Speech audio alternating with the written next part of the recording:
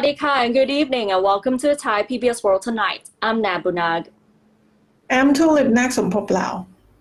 And on this episode of Empowering Thai Women, where we connect you to amazing women who are successful and influential in their own ways, our next guest is Kun Kopkai Watanawarangoon, who has been widely recognized as one of the most successful businesswomen in Thailand, who once served as the Minister of Tourism and Sports. She will reflect her experience working as the minister when the country's image was in crisis, as well as her way of working as a businesswoman.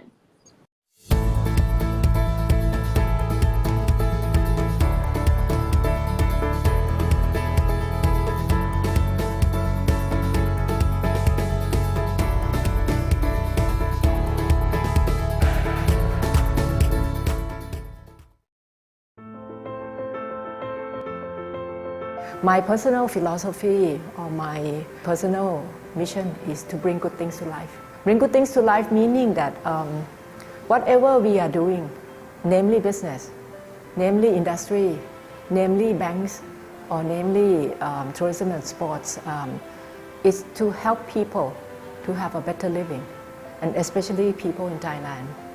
Kopkai Watanawarangoon is widely recognized as one of the most successful businesswomen in Thailand, who once served as the Minister of Tourism and Sports in the first cabinet of Prime Minister General Prayut Chan-o-cha. Kopkai reflects that the way of working in private and government sectors are completely different. As she explains, business CEOs can take control of their own direction and quickly adapt to the changes. But in the government side, in the ministry, there's a rules and regulation, certain rules and regulation that you need to follow. And you cannot make decision by yourself. You need to get approval of the cabinet. You need to get approval of certain group of people according to the protocol, according to the rules and regulation. And then I understand why many things tend to be slow, because you need to follow them. In the private sector, we understand that budget is one thing, but time is more important. You need to have the good project happen at certain period of time. And maybe we don't need that big budget, but we need action at the right place at the right time. Back in 2014, when Kopkai was appointed as a minister, she had no experience working under the government. As the first woman to take up the tourism portfolio, especially when the country's image was in crisis, some of the cabinet members even questioned her ability as a politician. I remember the first meeting, the cabinet meeting. I think Dr. Wisnu said that I worried about Kun Kopkai because she's from, 100% private sectors. That probably they want someone with the new way of perspective, not the normal, usual ways of work. And at that time, we have to rescue the country, rescue the image, rescue the economy, because after the yellow shirt and red shirt, the tourists, they were afraid, they were reluctant whether Thailand was safe enough to travel.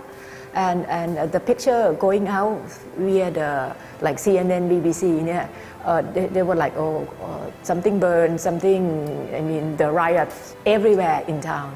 And so therefore, in order to call back the confidence and make sure that they understand what we are doing, what is the real situation of Thailand. So we need to be very quick. We need to find creative way to communicate. Being in the public eye as a politician under the junta government also means having to put up with a lot of criticism. Despite that, Kopkai sticks to her purpose, which she said was to help the country. I have nothing to fear, not because I'm so brave, but because nothing to lose. Once we are given our tasks, whatsoever we have to achieve. and the way we have to achieve เนี่ย is not only just okay I will do it but give me the budget I will do it but you have to give me all the weapons or all the machines for us we always work the hard way ever we have on our hands we do our best maybe we have only this very small budget but we make it as if it is like 10 times more value sometimes I have to dare to risk even with many advice many times advice say you don't do it but I said I have to measure if I don't do it maybe I save myself but I will not save the country and many times okay if I have to risk okay I will risk Now that Gopgan has returned to the business world, when asked whether her leadership style has changed over the years, she says she feels that it is normal for every CEO to change as they age, gain experience, and learn from crises they've overcome.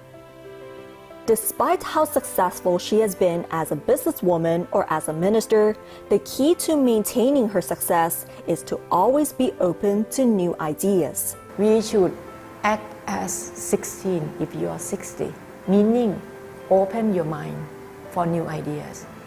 I talk to young generation. I believe in young generation.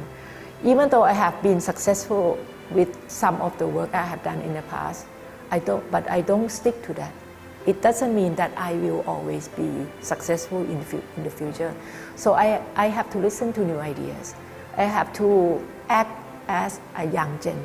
I think that regardless of gender, whether you are a man or a woman, I think to be CEO is a tough job.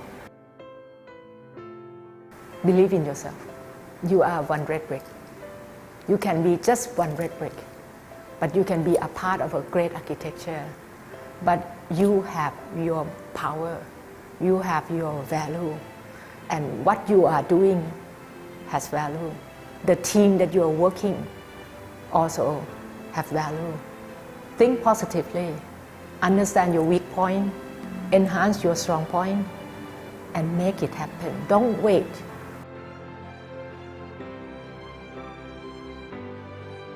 Anyway, that's all the news we have in this edition of Thai PBS World Tonight. You can check out for more news, anything that happened in Thailand, explainers, in-depth analysis on our website, www.thaipbsworld.com. We also have YouTube, Facebook, Twitter, TikTok, and Instagram as well. And that wraps up tonight's edition of Thai PBS World Tonight. Thanks for watching and we'll see you tomorrow. สวัสดีค่ะ สวัสดีค่ะ